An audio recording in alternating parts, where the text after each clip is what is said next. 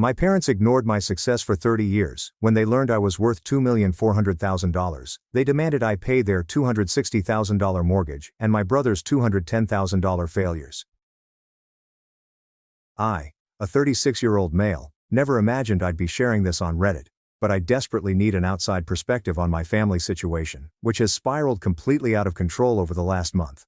I've been sitting here staring at my laptop for nearly 90 minutes, trying to figure out where to start with this mess. I suppose the beginning is as good as any. I grew up in a middle-class neighborhood in Ohio with my parents and younger brother Logan, who is now 33. Logan was the obvious favorite from a young age. My parents never explicitly stated it, but their actions spoke volumes. Logan was always described as sensitive and artistic, whereas I was practical and resilient. This meant that I had to constantly downplay my accomplishments and struggles in order to avoid upsetting Logan, who was prone to intense jealousy and emotional outbursts. Throughout elementary and middle school, I maintained excellent grades and participated in a variety of extracurricular activities. I wasn't a genius, just a hardworking kid who genuinely enjoyed learning. Logan, meanwhile, struggled both academically and socially. Instead of encouraging both of us equally or getting Logan the assistance he may have required, my parents set a pattern that would define our family dynamic for decades. They defended Logan's ego at my expense.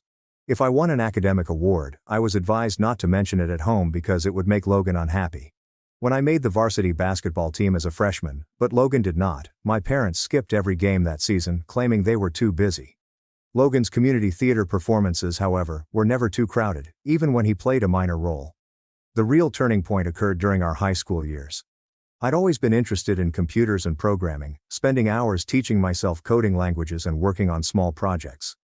Logan, meanwhile, had decided he wanted to be a filmmaker. My parents took out a second mortgage to purchase Logan's professional camera equipment and editing software, as well as to fund a short film he wanted to make for a local competition. When I asked for a $750 computer component for a programming competition, I was told that money does not grow on trees and that I should be more concerned about the family's finances.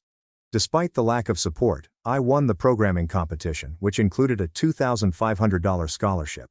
I was overjoyed until I got home and my parents barely noticed, instead focusing on Logan, who had been eliminated in the first round of his film competition the same weekend.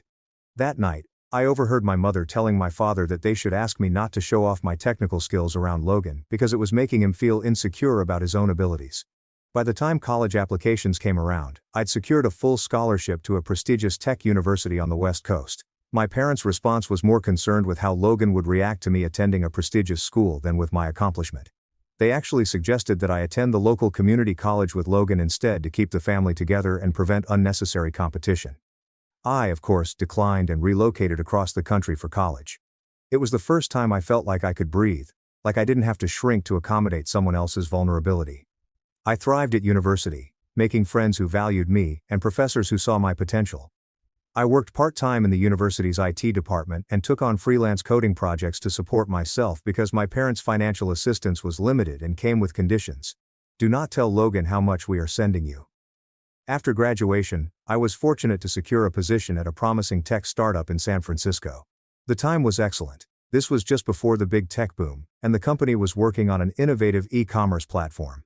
I worked insane hours and frequently slept in the office, but I believed in what we were building. Meanwhile, Logan had dropped out of community college after 4 semesters and returned home, where my parents supported him as he sought his path. The startup I joined became extremely successful. 5 years after I joined, we were acquired by a major technology company, and, as one of the first employees with equity, I unexpectedly found myself with a large 6-figure sum in my bank account. I was 30 years old and worth slightly more than $2.4 million. I did not go overboard with the money. I invested the majority of it, purchased a modest but nice condo in Oakland, and am now working at the acquiring company with a higher salary and more stock options. Throughout this time, my relationship with my family grew increasingly distant. Our conversations were superficial, with my parents always directing the conversation to Logan and his latest endeavors, a podcast with 19 subscribers, a channel that never took off, and a screenplay he was working on. I learned to be vague about my own life, knowing that any success I mentioned would be downplayed or met with comments such as, "That's nice, but not everyone is good with computers. Logan is pursuing his passion in a highly competitive creative field." I never informed them of my financial situation. Initially, it was not motivated by spite. It just never came up during our surface-level conversations. Later, as I realized how dysfunctional our family dynamic was, I became more intentional about keeping my personal life separate from my family's. I was not flaunting my wealth on social media or anything. I simply lived my life quietly and comfortably, returning home once a year for Christmas, where I dutifully listened to updates on Logan's latest unfinished projects and my parents' thinly veiled suggestions that I could assist your brother if you're doing so well. Logan announced last year that he planned to start his own independent film production company. My parents, who are now in their mid-60s and planning for retirement, depleted a large portion of their savings and even took out another loan against their home to provide Logan with startup capital. They called shortly after to see if I would help support your brother's dreams, estimating that $18,000 would be a good starting point. I politely declined, stating that I did not have that much money available for investment at the moment. That was a total falsehood. Of course I had the money, but I had learned from experience that any financial assistance given to Logan was equivalent to setting cash on fire. My parents had repeatedly bailed him out, throwing money at every new passion project he proposed, only for it to fizzle out a few months later. I was not about to take part in another of his doomed endeavors. My response was not received well. My mother accused me of being envious of Logan's creative genius, whereas my father claimed I had always been coldly practical and incapable of comprehending artistic vision. I stood firm, wished Logan luck with his venture, and ended the call. That was the last conversation I had with them for several months. 7 months later, Logan's production company had produced nothing but an expensive logo and a barely functional website. My parents' investment had mostly vanished, and Logan was already talking about how real artists struggle in the beginning and how he only needed one big break to make everything work. Meanwhile, I had undergone minor surgery and felt especially vulnerable. I reached out to my parents for emotional support, hoping for some words of comfort or a simple check-in. Instead, they told me they were too busy assisting Logan with the stress of entrepreneurship. That was the last straw for me. I decided to stop contacting them and focus on my own healing and well-being. For 4 months, there was complete radio silence. There are no calls, texts, or anything. Then, out of nowhere, I received a call from my aunt, my mother's sister, whom I have always liked but rarely speak with because she lives abroad. She told me something disturbing. My parents had been talking to the rest of the family about me, saying they were concerned about my strange behavior, which included not contacting them, and implying that I was abandoning them while they were struggling financially. Instead of being relieved that I was doing well, my parents were outraged. My aunt told me they felt betrayed and believed I was living in luxury while allowing my family to struggle financially. My father sent me a lengthy email the next day that made me feel guilty. It was filled with accusations, claiming that while they were reorganizing their home to support Logan, I was hoarding millions and watching them go bankrupt. He demanded an explanation for why I abandoned my family and turned my back on my brother, who needed my help. What followed was a flood of messages from extended family members. Apparently my parents had spread a twisted version of events, portraying me as a greedy, selfish monster who had purposefully hidden my wealth, while my aging parents worked tirelessly to support my struggling brother. Logan even joined in, sending me a lengthy text about how I had always been jealous of him and how I was punishing him for having the courage to pursue his dreams by withholding financial support. Then came the most absurd part. My parents were now claiming that I owed them and Logan a large portion of my money because family takes care of family. And if we had known you were wealthy, we would not have had to struggle all these years. They even had a lawyer contact me about their alleged parental investment in my education, which was clearly minimal when compared to what they spent on Logan. They claimed that now that I had achieved success, I had a moral obligation to repay them. This unexpected turn of events left me completely stunned. I'd never lied about my situation. I simply did not share information with people who had spent years dismissing my accomplishments and treating me as Logan's emotional support system. I had even sent money when they mentioned specific financial difficulties, but I had been careful not to encourage their habit of throwing money at Logan's never-ending list of failed ventures. Now I was being portrayed as the villain in their story, as if I had been sitting back and watching my family suffer while counting my millions. The truth is that I worked extremely hard for everything I have, received little support from my family throughout my life, and simply chose to keep my financial situation private because I knew how they would react, and here we were. So Ida, for not informing my family about my financial success. Was I wrong to keep my wealth private? Should I be responsible for financially supporting my parents and brother, despite our history? I'm completely lost and could use some outside perspective on the situation.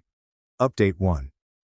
First and foremost, I'd like to thank everyone for their overwhelming support, advice and validation. When I posted my story, I didn't expect it to garner so much attention, let alone resonate with so many people. Reading through the comments and messages has made me feel less alone and less like the crazy person in this situation. After some thought, I concluded that the best course of action was to approach this rationally and methodically, rather than react emotionally. This wasn't only about dealing with my parents and Logan. It was all about establishing firm boundaries for my own peace of mind going forward. The first thing I did was consult with a lawyer.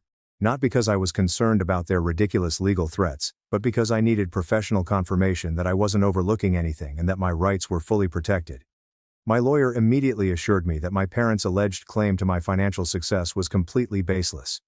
They have no legal grounds to demand money from me, and any attempt to take me to court over this would be a waste of time and money for them. However, instead of ignoring the situation, my lawyer suggested that I formally respond to them to make my position clear. This would not only end any further legal threats, but it would also serve as documentation in case they attempted to escalate the situation in the future. So I sent an email to my parents, copying my lawyer, to clarify a few important points. I have never lied about my financial situation. I simply protected my privacy, as is my right. Just because I didn't reveal my net worth doesn't mean I was deceptive. Every dollar I have comes from my own hard work, education, and investment decisions. They did not provide me with any significant financial support. Certainly nothing like what they gave Logan over the years. I am under no legal or moral obligation to financially support them or Logan. They made the conscious decision to invest their resources in Logan's dreams while I pursued my own goals. They can no longer demand money from me simply because my path led to success, and Logan's did not. Their recent actions of spreading false narratives to extended family, attempting to guilt-trip me, and using legal threats to manipulate me have seriously harmed our relationship. While I have no hatred for them, they have made it clear that they regard me as a financial resource, rather than a valued family member. I also took the time to lay out a detailed timeline of our family history, including Logan's years of favoritism, and the ways in which my accomplishments were consistently undervalued. I wanted to make it clear that this wasn't just about money, it was a long-standing pattern of behavior that had led us here. I ended the email by emphasizing that, while I wish them well, I will not tolerate being treated in this manner, and any further attempts to harass or manipulate me will result in me cutting off all contact. Not long after, my aunt, my mother's sister, contacted me again. She's been incredibly supportive throughout this, which I greatly appreciate. She confirmed what I had previously suspected. My parents had been telling their extended family a greatly exaggerated version of events. According to them, they made enormous sacrifices to put me through college, which is laughably false given that I was on a full scholarship and worked part-time jobs throughout, and that I had been purposefully concealing my success from them out of childhood jealousy of Logan. But this is where things get even more interesting.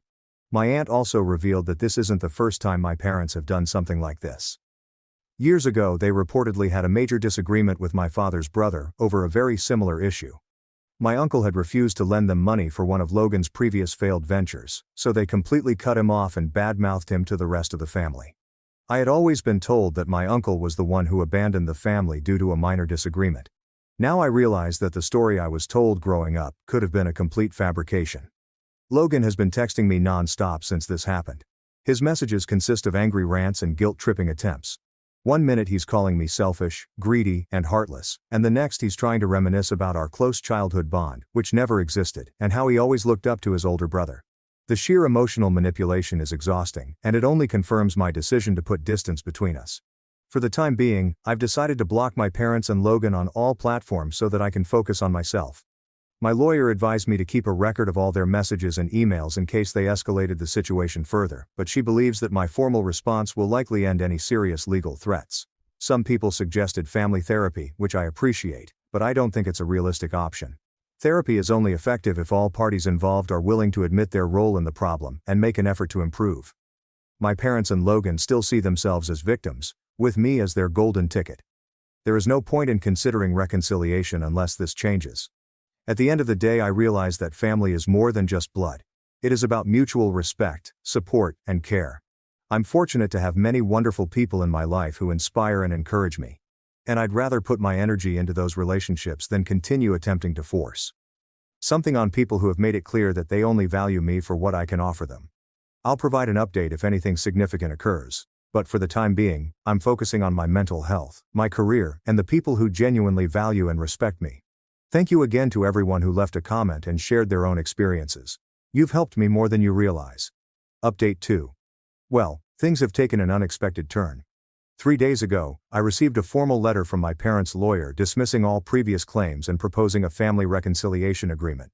This document essentially asked me to commit to paying off my parents' mortgage, which was around $260,000, covering Logan's business debts, which were around $210,000, and establishing a family support fund of at least $600,000 that would be jointly managed by all of us. In exchange, they would accept me back into the family and forgive my secretive behavior. The letter framed this as a generous compromise that would prevent costly legal battles and irreversible harm to family relationships. My lawyer nearly laughed when she read it, confirming that there was no legal basis for any of their demands and that the thinly veiled threats were simply that: empty threats. I did not respond to the proposal directly. Instead, I had my lawyer send a brief, professionally worded letter declining any financial arrangement and emphasizing that any further attempts at financial coercion would result in the cessation of contact. What came next caught me off guard. I received a call yesterday morning from a number I did not recognize.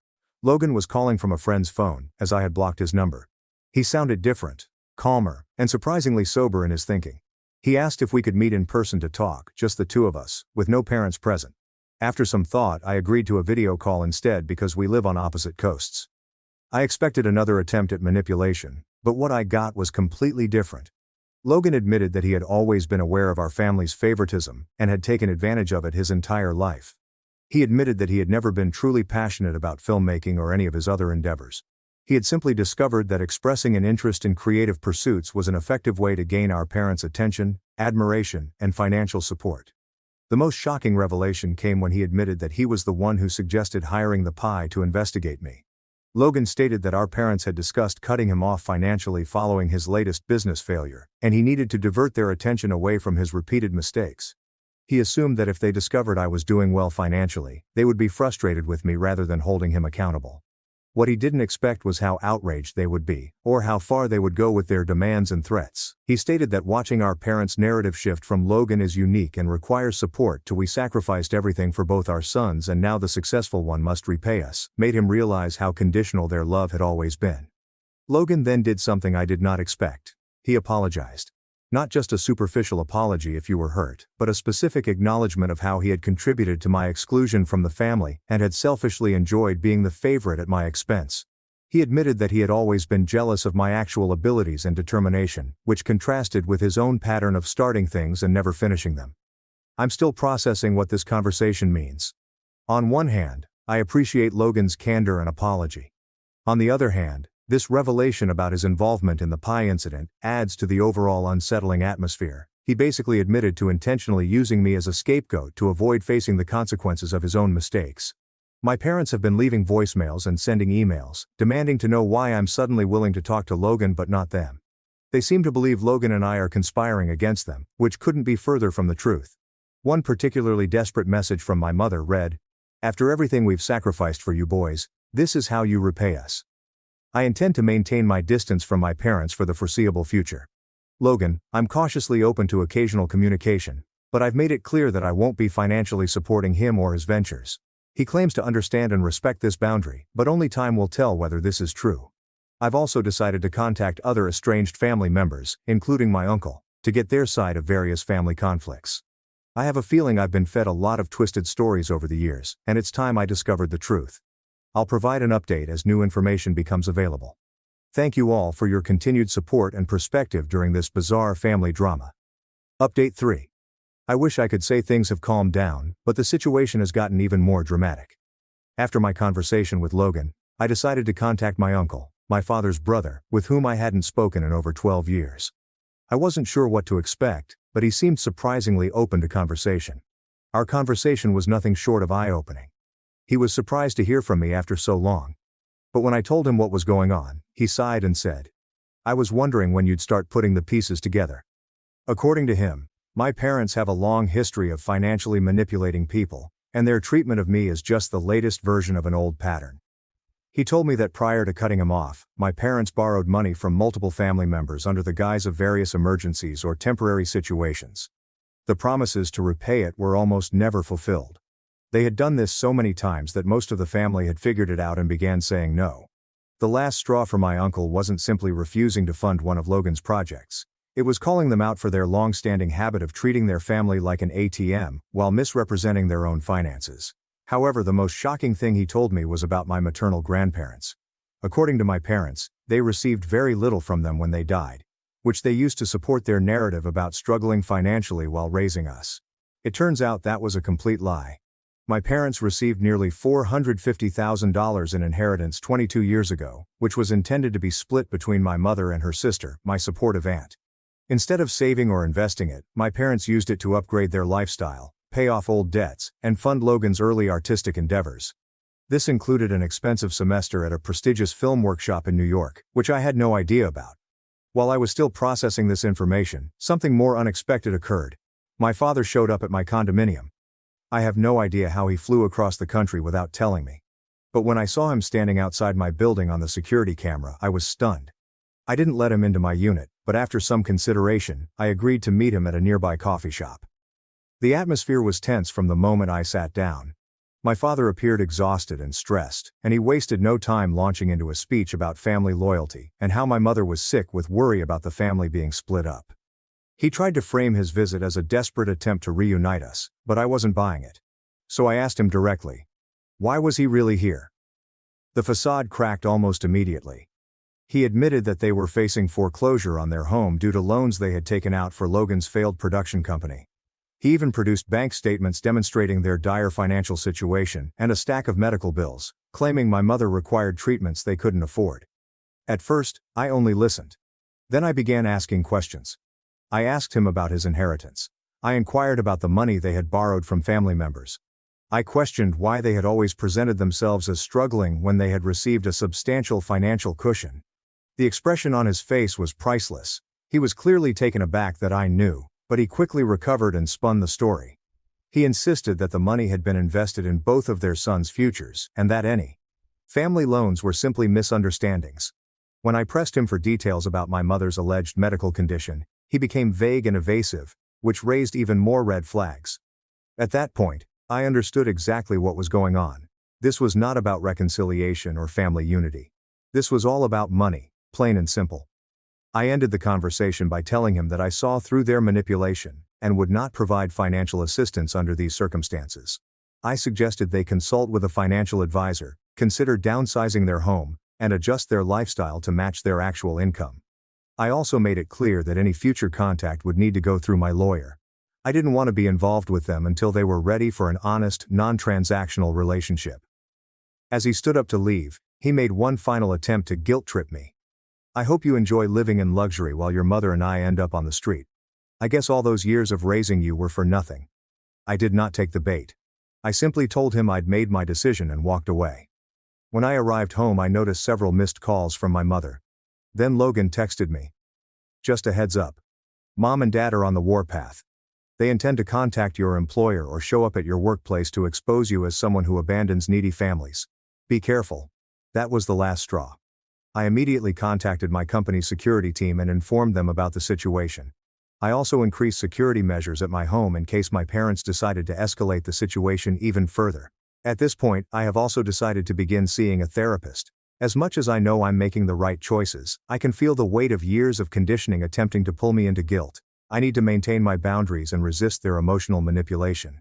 The only bright spot in all of this is that reconnecting with my uncle and other estranged family members has been eye-opening. Apparently, I am not the only one who has been treated in this manner. We've even started a group chat to support one another and share stories, which has been extremely empowering. It's sad to realize how deep this pattern is, but it's also reassuring to know that I'm not alone in recognizing it. Logan and I continue to communicate cautiously, but civilly. He says he's looking for legitimate work now and is done relying on our parents to fund his dreams. It is unclear whether this is genuine growth or simply his adaptation to the loss of his usual safety net. Right now, my top priority is to protect my own well-being and surround myself with people who can interact honestly and without ulterior motives. My parents have shown me who they are, and I refuse to be a part of their toxic cycle. I am not sure what the future holds for my family relationships, but one thing is certain. I am done being their financial safety net. Thank you all again for your help and advice throughout this mess. Your insights have helped me stay grounded, which I sincerely appreciate.